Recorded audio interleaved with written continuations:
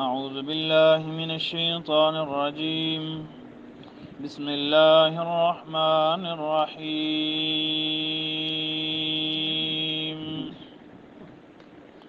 الحمد لله رب العالمين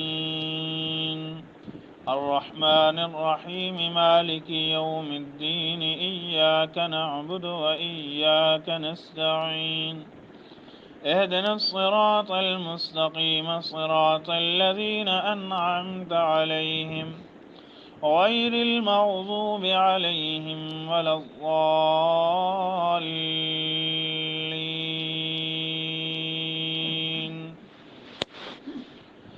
صدق الله مولانا العظيم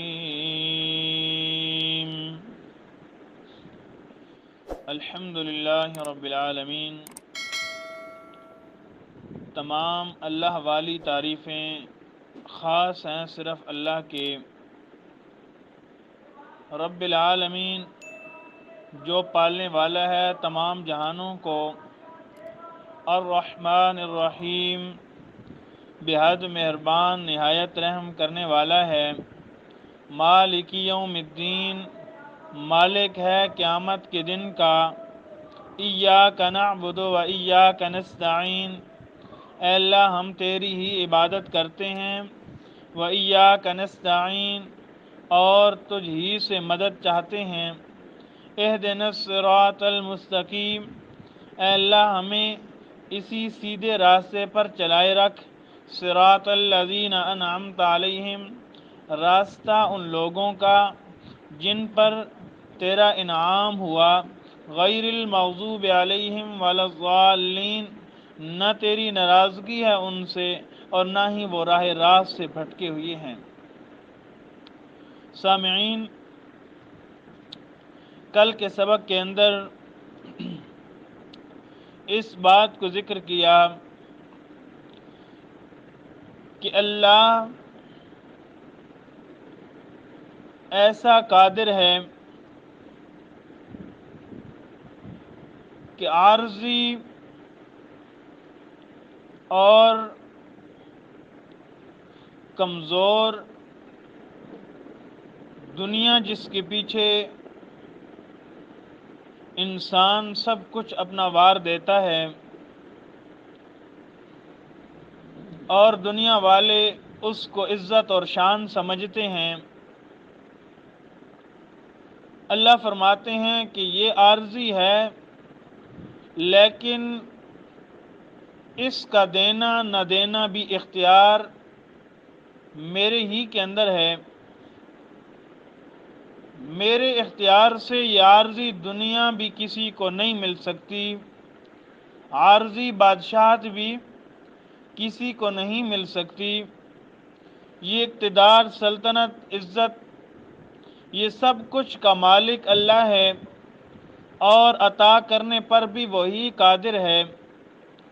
اور اسی طریقے سے انسان چونکہ اس جہان کے اندر ہے تو اس کو زندگی کے کئی مراحل طے کرنے پڑتے ہیں، کبھی یہ اپنی زندگی بچپن کے دور سے گزارتا ہے اور پھر جوانی، پھر ایک مرحلہ زندگی کا یہ آتا ہے کہ یہ کسی کا بیٹا ہوتا ہے اور پھر ایک زندگی کا مرحلہ ہوتا ہے کہ اس کے آگے بیٹے ہوتے ہیں، یہ باپ کی حیثیت رکھتا ہے۔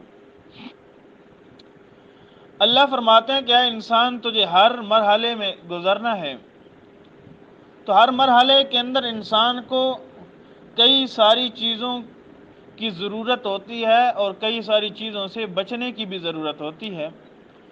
اس لیے اگر تجھے دنیا کی کوئی چیز بھی ضرورت ہے تو صرف اللہ سے مانگنا، اور دنیا کی کسی مصیبت سے بھی تو تنگ ہے تو اس کو دور کرنے اور حل کرنے کی دعا صرف اللہ ہی کے سامنے مانگنا۔ وجہ کیا ہے؟ وجہ یہ ہے کہ ان اللہ علی کل شیء قدیر، سب کچھ دینے پر بھی قادر اللہ ہے اور سب کچھ لینے پر بھی قادر اللہ ہے۔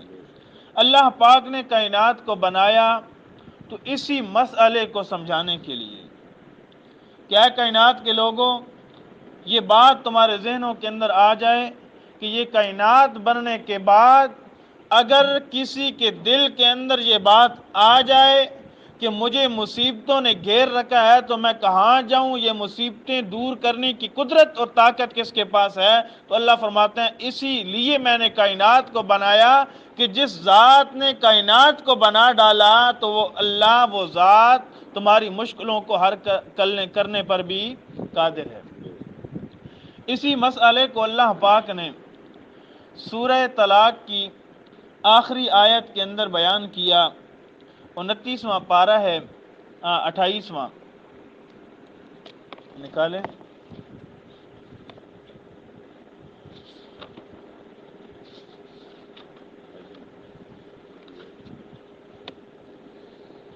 آیت نمبر 12 بالکل آخر تک کاٹو، 28 پارہ ختم ہونے تو پچھلی ایک سورت ہے۔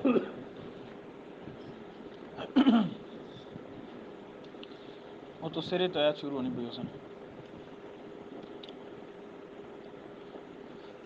فرمایا اللہ الذی خلق 7 سماوات طباقا، اللہ الذی خلق 7 سماوات ومن الارض مثلہن يتنزل الأمر بينهن لتعلموا أن الله على كل شيء قدير وأن الله قد أحاط بكل شيء علما۔ اللہ الذی، اللہ وہ ذات ہے، خلقا، کیا معنی خلقا؟ جس نے پیدا کیا، 7 کتنے آسمانوں کو؟ 7 آسمانوں کو، ومن الارض اور 7 زمینوں کو، مثلہن ان آسمانوں کی مثل، یعنی آسمان 7 اور زمینیں بھی 7، یہ 7 اور 7 مل کر کتنے بن گئے؟ 14 طبق بن گئے۔ اللہ فرماتے ہیں ہے کوئی کائنات کے اندر ایسا کہ جو یہ 14 طبق بنانے والا ہو؟ ہے کوئی ایسا آسمان بنانے والا؟ اللہ پاک نے ایک اور مقام پر ارشاد فرمایا، اے انسان تو آسمانوں کو دیکھنا، میں نے ان کو کھڑا کیا بغیر عمد، بغیر ستونوں کے، کوئی ٹیک نہیں لگائی، کوئی ستون نہیں لگایا جس کے اوپر آسمان کھڑا ہو۔ اللہ فرماتے ہیں ہے کوئی ایسا کاریگر، ہے کوئی ایسا کاریگر جو ایسے چھت کو اور اتنے بڑے چھت کو جس کی ابتدا کا بھی پتہ نہیں چلتا، انتہا کا بھی پتہ نہیں چلتا، ایسا چھت تو بغیر ستونوں کے کوئی کاریگر ہے تمہاری نظروں میں تو لے آؤ نا، نہیں ملے گا نا۔ اللہ فرماتے ہیں ایک چھت نہیں، 7 چھت، کتنے؟ 7 چھت۔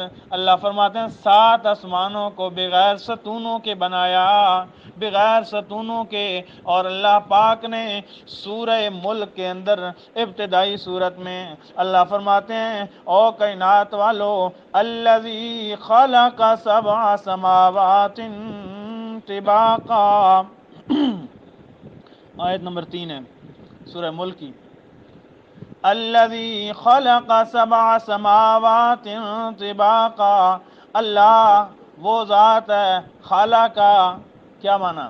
خلقا، جس نے پیدا کیا، 7 سماوات، کتنے آسمانوں کو؟ 7 آسمانوں کو، طباقا، تہ بتہ، یعنی ایک آسمان اور دوسرے آسمان کے درمیان اتنا ہی وقفہ ہے جتنا ایک اور دوسرے کے درمیان ہے۔ 7 آسمان کو میں نے بنایا لیکن وقفہ برابر رکھا، اور فرمایا سب سے سارے اوپر آسمان، سارے نیچے زمینیں ہیں۔ اللہ فرماتے ہیں خلق 7 سماوات طباقا، ایسی کاریگری، ایسی کاریگری، خدا کی قسم یہاں یہ مسئلہ سمجھو نا کہ انسان ایک چھت پر دوسرا چھت بنانا چاہتا ہے تو ضرور ستون لگاتا ہے۔ اللہ فرماتا ہے میں نے چھتوں کے اوپر چھت بنا ڈالے لیکن ستون نہیں لگائے، میں نے چھتوں پر چھت بنا ڈالے ایک نہیں، فرمایا سبع سماوات، 7 آسمان بنائے، 7 آسمان بنائے لیکن ستون نہیں لگایا۔ ما تری فی خلق الرحمن من تفاوت، نہیں تجھے نظر آئے گا رحمان کی بنانے کے اندر کوئی فرق ہو، کوئی کجی تمہیں نظر نہیں آئے گی۔ اللہ کیا فرجع البصر هل تری من فطور، تو آسمانوں کی طرف دیکھ، اس سوچ کے ساتھ دیکھ کہ آسمانوں سے کوئی نکتہ چینی نکال لوں گا، کوئی سوراخ ڈھونڈ لوں گا، کوئی عیب نکال لوں گا۔ اللہ فرماتے ہیں نہیں اے انسان، ما تری فی خلق الرحمن من تفاوت، اللہ کی کری میں تجھے عیب نظر نہیں آئے گا، اللہ کی کری کے اندر تجھے کوئی نقص نظر نہیں آئے گا۔ فرجع البصر، تیری آنکھیں، تیری بینائی واپس لوٹ آئے گی زمین کی طرف، تو رسوا ہو کر یہ کہنے پر مجبور ہو جائے گا کہ یہ بنانے والی ذات صرف اللہ کی ہے، یہ کسی انسان کے بس کا کام نہیں ہے، یہ ایک اللہ کے بس کا کام ہے۔ هل تری من فطور، اللہ فرماتے ہیں تجھے کوئی دڑار بھی نظر نہیں آئے گی، تجھے بھی کوئی دراڑ نظر نہیں آئے گی۔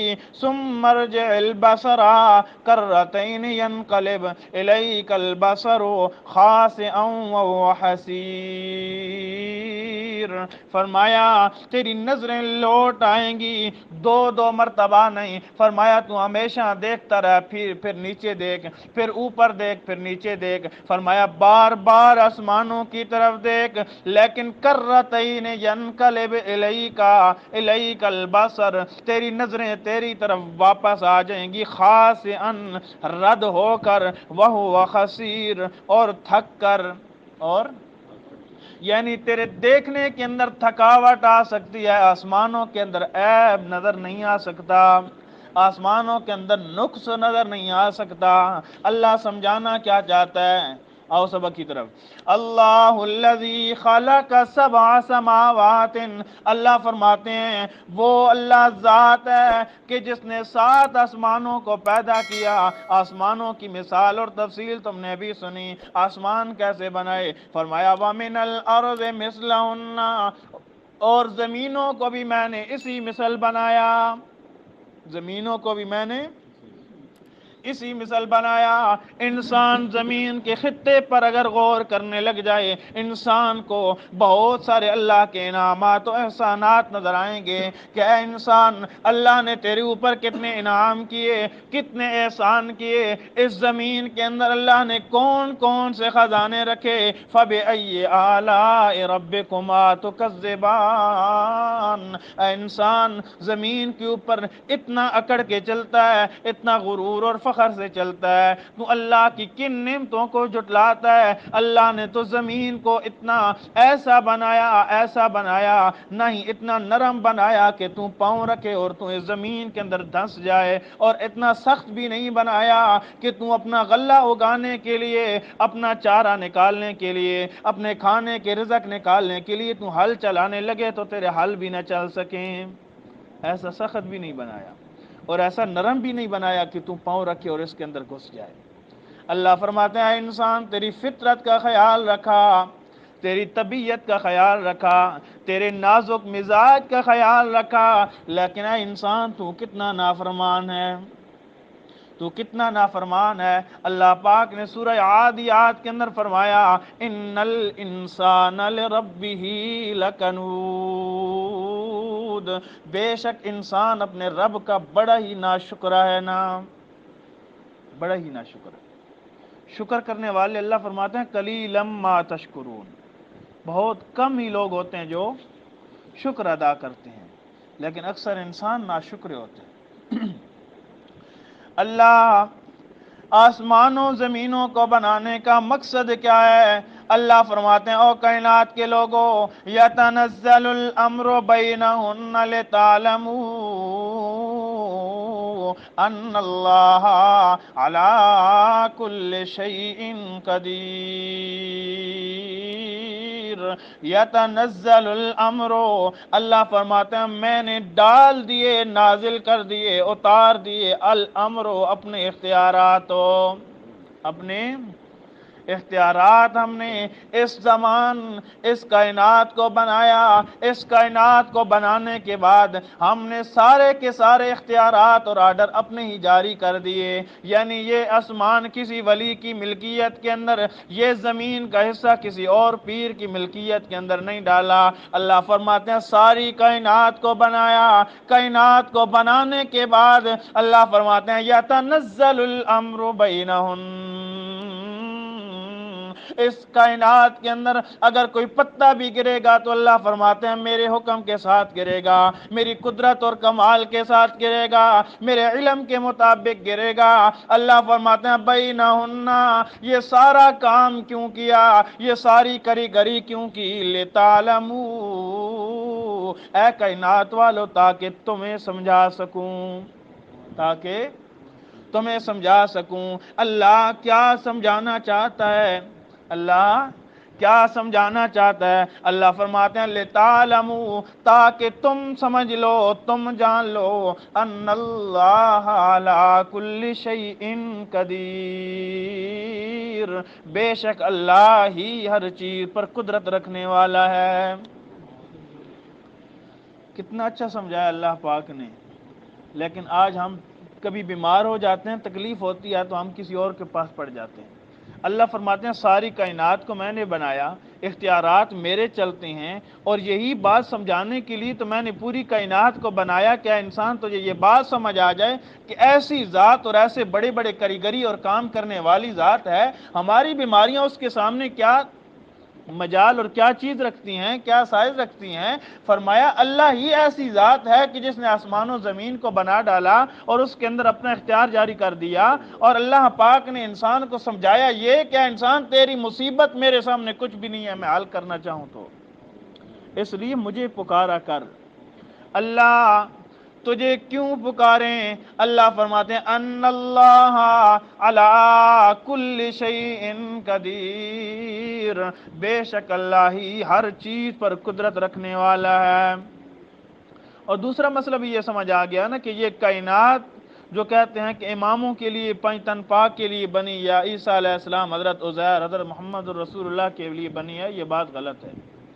اس لیے کہ اللہ کیا فرماتے ہیں میں نے 7 آسمانوں کو بنایا، 7 زمینوں کو بنایا، اس کے اوپر اپنا اختیار ڈالا، اس کے اندر اپنا اختیارات اور اپنا حکم داخل کیا، اور مقصد کیا ہے؟ کسی امام نبی ولی کے لیے نہیں، فرمایا لتعلموا، تاکہ تم جان لو ان اللہ علی کل شیء قدیر، کہ اللہ ہر چیز پر قادر ہے۔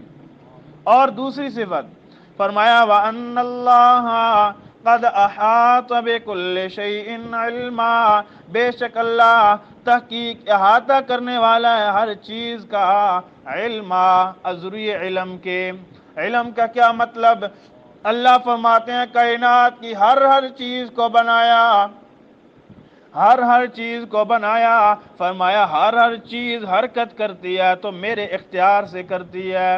انسان بولتا ہے تو میرے اختیار سے، انسان چلتا ہے تو میرے اختیار سے، انسان کو ہر چیز میں نے عطا کی، یعنی انسان تو انسان رہ گیا، اللہ فرماتے ہیں میں نے ساری کائنات کو بنا کر اس کے اندر اختیار اپنا داخل کر دیا، اختیار اپنا چلایا، حکومت اور سلطنت اور مرضی اور فیصلہ میرا چلتا ہے۔ اے انسان تجھے سمجھ لینا چاہیے نا، کسی پیر کے پاس کوئی چیز زمین و آسمان کی نہیں ہے۔ اس لیے اللہ فرماتے ہیں او کائنات کے لوگوں، جن کو تم پکارتے ہو، جن کو تم نے الہ بنا رکھا ہے، جن کو تم نے معبود و مسجود بنا رکھا ہے، جن کو تم غموں اور خوشیوں کے اندر پکارتے ہو، ارونی ماذا خلقوا من الارض ام لہم شرک فی السماوات، مجھے دکھلاؤ تو صحیح نا زمین کا کون سا حصہ انہوں نے بنایا، یا آسمان کے کسی حصے کے اندر ان کی شرکت ہے۔ یا وہ حصے دار ہیں؟ جب نہیں ہے تو فرمایا معبود بھی نہیں ہے، الہ بھی نہیں ہے، پکار کے لائق بھی نہیں ہے۔ اللہ بھی یہی بات سمجھانا چاہتا ہے، آسمانوں زمینوں کو بنانے والا ایک اکیلا اللہ ہے۔ فرمایا جب ایک اکیلا اللہ ہے تو اس کے اندر قدرت بھی چلتی ہے تو صرف ایک اللہ کی چلتی ہے، اختیار بھی چلتا ہے تو ایک اللہ کا چلتا ہے، اللہ کے علاوہ کسی اور کا اختیار نہیں چلتا۔ اللہ فرماتے ہیں آؤ ایک اور مثال تمہیں دوں، ایک اور مثال تمہیں دوں تاکہ مسئلہ سمجھ آ جائے۔ صحیح مسئلہ سمجھنے کے لیے سورۃ الشورى نکالیں، 25واں پارہ ہے، آخری رکوع ہے۔ اللہ پاک نے ایک مثال ایسی بیان کی کہ انسانوں کے رہن سہن کے اندر یہ بات بڑی چلتی ہے اور انسان بڑے پریشان ہوتے ہیں کہ کیا کریں کہ یہ ہمیں اولاد جو نہیں ہو رہی، ہمیں اولاد کس دربار پر جائیں گے تو ملے گی؟ اللہ فرماتے ہیں یہ اولاد دینا بھی میری قدرت کے اندر ہے، میں جسے چاہوں تو اولاد نواز دوں، جسے چاہوں تو نہ دوں، مجھے پوچھنے والا کوئی نہیں ہے۔ 25واں پارہ سورہ شورى آخری رکوع ہے، آیت نمبر 49 ہے، 4-9۔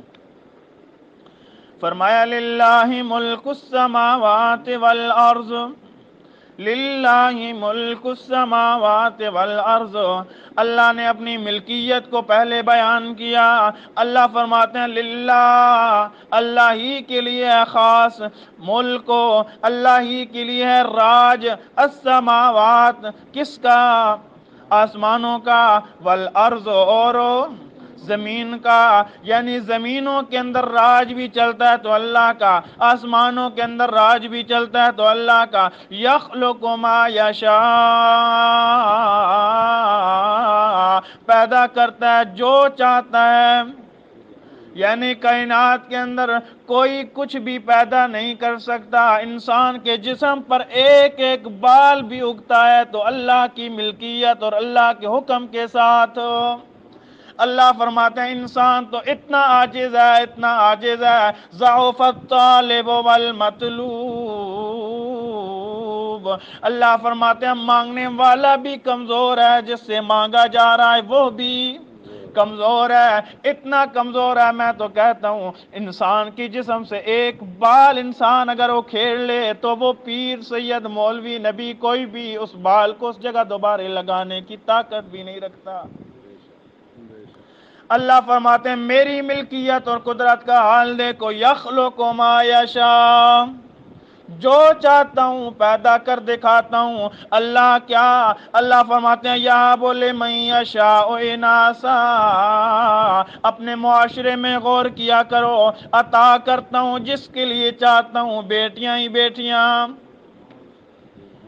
ہاں جس کے لیے چاہتا ہوں، یہاں بولے من یشاء اناسا، عطا کرتا ہوں بخشتا ہوں جس کے لیے چاہتا ہوں بیٹیاں ہی بیٹیاں، وَیہاں بولے من یشاء الذکور، اور عطا کرتا ہوں جس کے لیے چاہتا ہوں بیٹے ہی بیٹے، او یزوجہم ذکرانا و اناسا، اللہ فرماتے ہیں اگر میں چاہوں تو کسی کو بیٹیاں اور بیٹے دونوں سے نواز دیتا ہوں، بیٹیاں اور بیٹے دونوں سے نواز دیتا ہوں۔ وَيَجْعَلُ مَن يَشَاءُ عَقِيمًا، اور کسی کو بانجھ بنا دیتا ہوں، نہ بیٹیاں دیتا ہوں نہ بیٹے دیتا ہوں۔ اللہ کیا وجہ ہے؟ اللہ فرماتے ہیں اِنَّهُ عَلِيمٌ قدیر، اس لیے کہ میں علیم بھی ہوں اور قدیر بھی ہوں، جسے دے دوں تب بھی میری قدرت اور میرا علم ہے، کسی کو نہ دوں تو مجھ سے پوچھنے والا کوئی نہیں ہے۔ علیم اس لیے ہوں، اس لیے کہ سائل کے سوال کے بعد میں جانتا ہوں کہ اس کے لیے بیٹے اور بیٹیاں مناسب ہیں یا نہیں ہیں۔ اللہ فرماتے ہیں جس کو دینے پر آؤں تو میری قدرت ایسی ہے کہ میری قدرت کوئی روک نہیں سکتا۔ میری ملکیت جو ہے للہ ملک السماوات والارض، آسمان و زمین کے اندر راج اللہ کا چلتا ہے، تو اس لیے کسی پیر سید دربار قبر پر جانے کی ضرورت نہیں بیٹے اولاد کے لیے۔ آج دیکھو کتنے لوگ ذلیل ہوتے ہیں، کوئی کہاں سے تویز لکھوا رہا ہے، کوئی کہاں سے ٹکرے مار رہا ہے، کوئی کہاں سر رگڑ رہا ہے۔ اللہ فرماتے ہیں کہ یہ مسئلہ تو ہے اللہ کے لیے، ہاں یہ مسئلہ کس کے لیے ہے؟ اللہ کے لیے کہ اے انسان تو نے مانگنا ہے تو اللہ سے مانگ، تو ان کے پاس کیوں جاتا ہے جن کے لیے یہ مسئلہ ہی نہیں ہے؟ اس لیے کہ وہ عطا کرنے پر قدرت ہی نہیں رکھتے، ان کا راج نہ آسمان و زمین میں ہے، نہ آسمان و زمین کے کسی حصے میں ہے۔ اللہ فرماتے ہیں انہوں نے کوئی چیز پیدا ہی نہیں کی تو پھر ان کے لیے ہوگا کیا؟ ان کے پاس ہے کیا؟ سارے خزانے اللہ کے پاس، اولاد والے، نعمتوں والے، عزتوں والے، سب کے سب خزانے اللہ کے پاس۔ للہ خزائن السماوات والارض، آسمان و زمین کے خزانے کس کے پاس ہیں؟ اللہ کے پاس ہیں۔ تو سارے خزانے، اولاد بھی ایک نعمت ہے، ایک مال ہے۔ اللہ نے فرمایا المال والبنون، المال والبنون، مال اور اولاد یہ سارے کے سارے خزانے ہیں، اللہ کے پاس ہیں سارے خزانے، تم کسی اور کے پاس کیوں جاتے ہو؟ خزانے